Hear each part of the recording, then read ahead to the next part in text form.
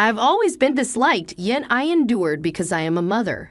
As a mother, I believed it was my duty to protect my child until they become independent. Who are you?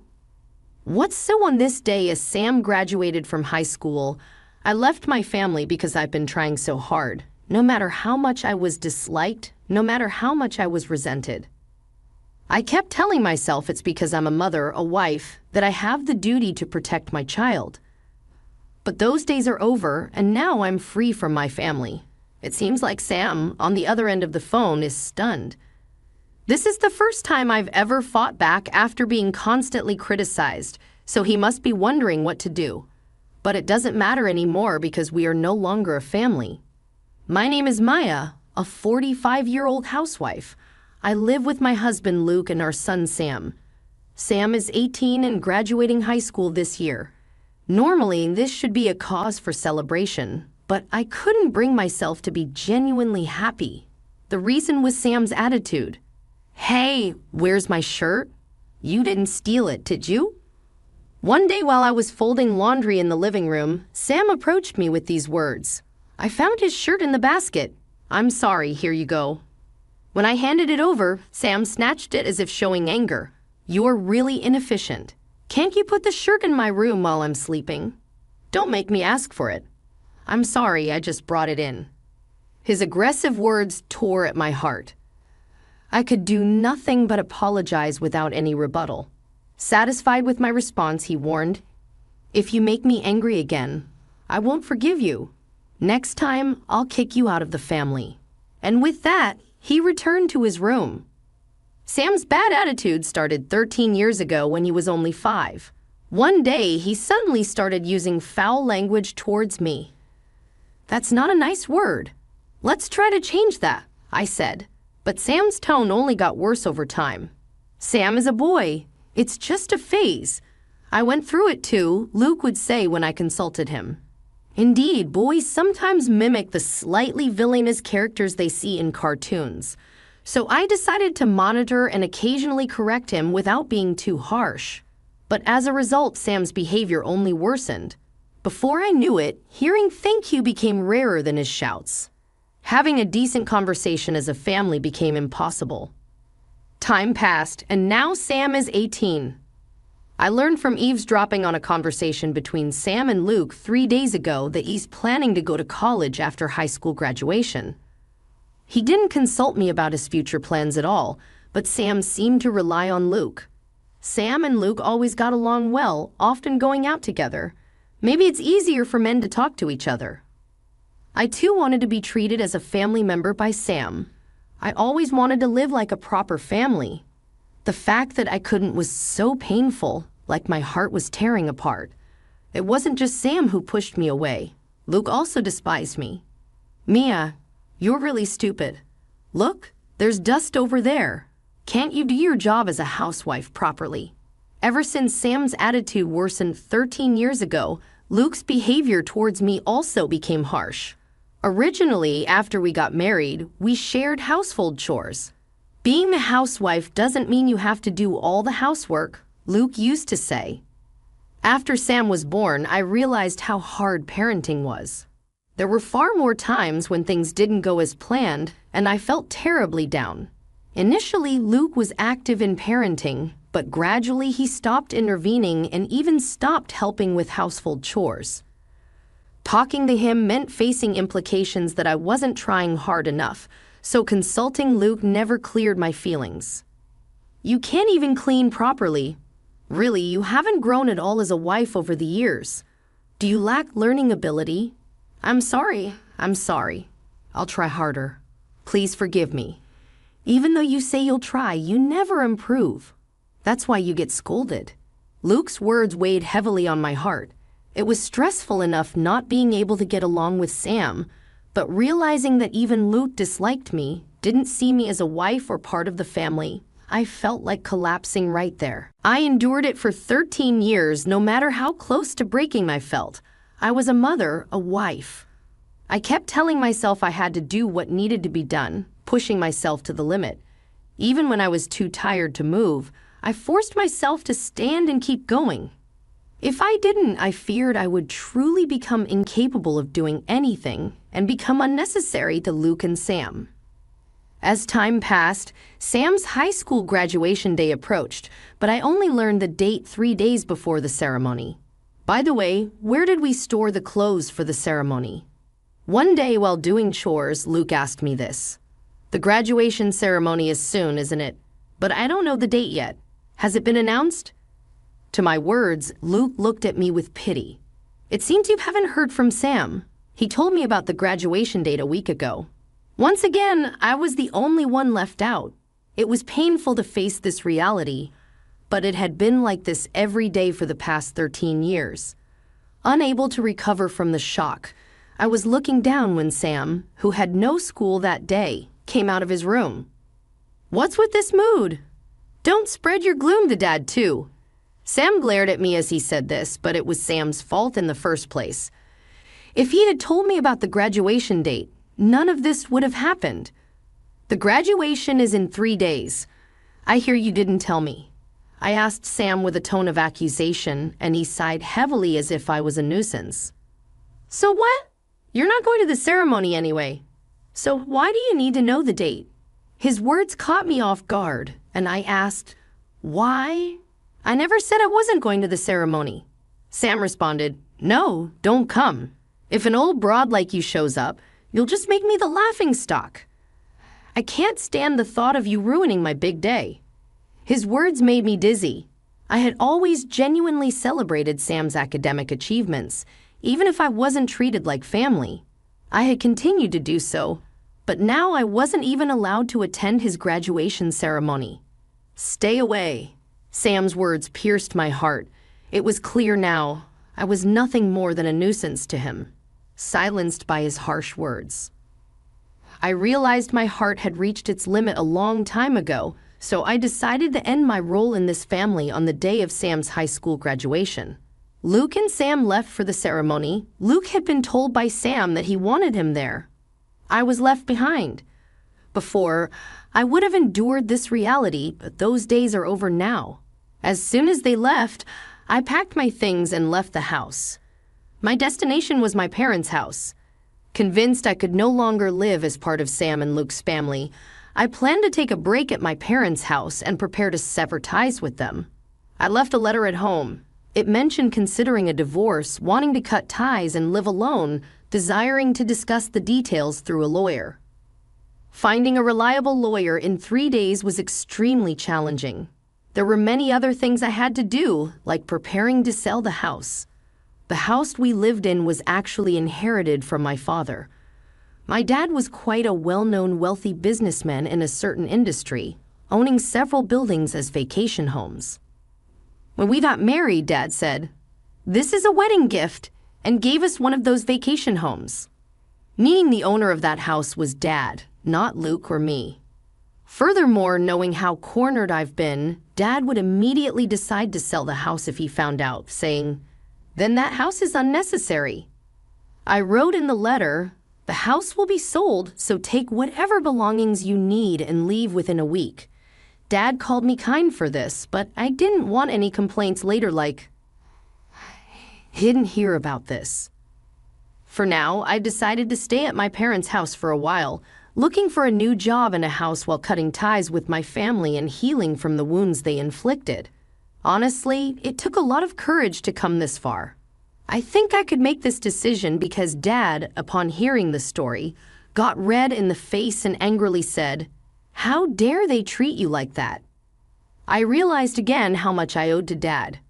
After such a day, I was relaxing at my parents' house when my mobile phone indicated an incoming call. I had a good idea who it was from, but I checked anyway, and sure enough, it was Sam. Maybe he called about my absence in the letter. To be honest, I didn't want to talk. I had spent too much time being treated as less than family. I wasn't generous enough to deal with Sam anymore. But I needed to settle the past. If I kept running away, I would live with an unresolved heart.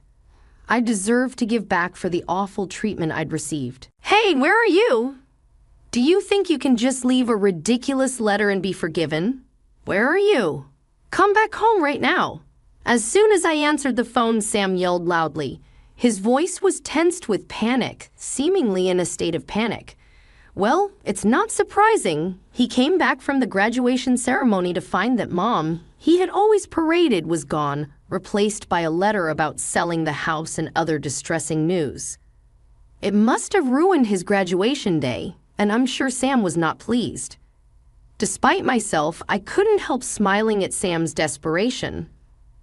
But he was too caught up in his own anger to notice. So I responded to Sam, who are you? Sam seemed confused by my words, but soon he started laughing. Poor acting, trying to trap me like this, bad news. I don't think it'll work, stop pretending. You can't even live without relying on family. His words were unpleasant, but I noticed a slight tremble in his voice. Sam was also out of his depth. He was trying to blame, criticize, and panic me into coming back. Realizing this, I decided to respond calmly. I don't have a family, though. Oh, I have parents and a brother, right? But you're not my family, are you? What are you talking about, Mom? Me and Dad are your family, right? Have you lost your mind? So as I said, I don't have a family. I kept treating Sam as a stranger. Sam and Luke are not my family. If they were, they wouldn't have treated me that way. Family is supposed to support and help each other. If a family member is in trouble, it's the family's role to support them. Sam and Luke neglected that. They treated me terribly for 13 years, claiming it was normal. I'm surprised I lasted 13 years, but it was out of a sense of duty for having given birth to Sam. Even if I wasn't treated like family, the fact that I gave birth to Sam doesn't change the fact that I'm his mother by blood. It is unshakable. So I decided to wait until his high school graduation. I kept telling myself that it was the right time to cut ties with Sam.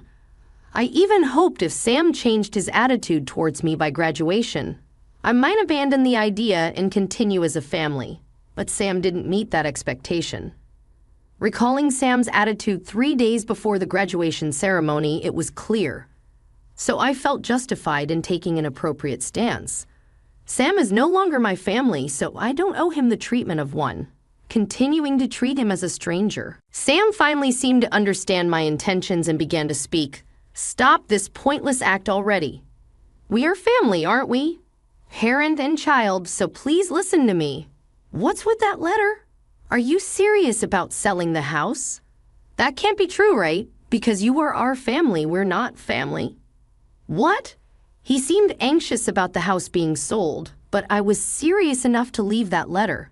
Even if Sam begged, I had no intention of changing my mind. Please tell me it's a joke. If we lose that house, where will we live? I didn't even know it belonged to Grandpa. I always thought it was Dad's. I don't know what you're talking about. Please don't call again. I remained cold and distant. No matter how much he pleaded, I wouldn't indulge him anymore. As I persisted in acting like a stranger, Sam finally reached his limit and said, I'll hand it over to Dad, then called Luke over. After a while, Luke came on the phone. Mia, where are you? Leaving such a letter. Come back home now. Luke's voice was filled with anger. He must have been unable to accept what I did. Silent, Luke continued, Stop playing around. Do you think you can do this to your family and be forgiven? Luke was speaking rapidly, and I could hear Sam's voice in the background, encouraging him. Both seemed angrier than I thought, but it no longer mattered to me. I was no longer their family. Enough already. I am not your family, am I? After ignoring me as a family member for 13 years, you can't expect me to act like one now. My words were harsher than I expected. I couldn't forgive their selfish actions. I tried to be a family with them, but for 13 years they never treated me as one, always left out. How lonely and painful it was. How often I wished to be treated as family. That wish was never granted, but I couldn't easily give up. I endured for 13 years trying to make it work as a family, as Sam's mother, and this is the result. A dry laugh escaped me, thinking about this pathetic outcome. They never respected my feelings, never accepted them. No matter how much I cared for them, they never cared for me. Yet now, when it's inconvenient for them, they say we're family, something they never meant, trying to bring me back. The convenience of it all made me feel nauseous. Why did I endure for 13 years for these people? Even feeling responsible as a mother doesn't justify being treated like this. I regret not being kinder to myself. Could things have been different if I had been? Maybe there was a future where Sam, Luke, and I understood each other and were a happy family. But that's just a maybe. Now there's no future where that's possible because I no longer have any expectations or trust in Sam or Luke. Even if they apologize now, wanting to be a family, I would never think of trying again with them. Enough already. I'm not your family anymore. I'm a stranger. You treated me like one for 13 years and now what? Come back because we're family. Talk it out. Did you really think I'd say okay? No way. I spoke impulsively, words I never would have uttered before, afraid of causing trouble. They kept flowing out, and I couldn't stop them. I don't want to hear your excuses. I can't trust anything you say anymore. I absolutely can't see us continuing as a family. Write up the divorce papers. If you don't want to file them, I will. So send them to me and leave the house quickly. You wouldn't want to trouble strangers, right? But stop making excuses and get ready. Give up. Goodbye. I cut off Luke even as he tried to say something because I didn't want to hear anything from Luke or Sam anymore. After saying what I wanted, I hung up the phone. Luke was saying, "Wait," but I ignored him. Then I blocked all calls from Luke and Sam, ignoring their persistent attempts to contact me. Even the home phone rang, but with my parents' permission, I made sure no calls from Luke or Sam could come through.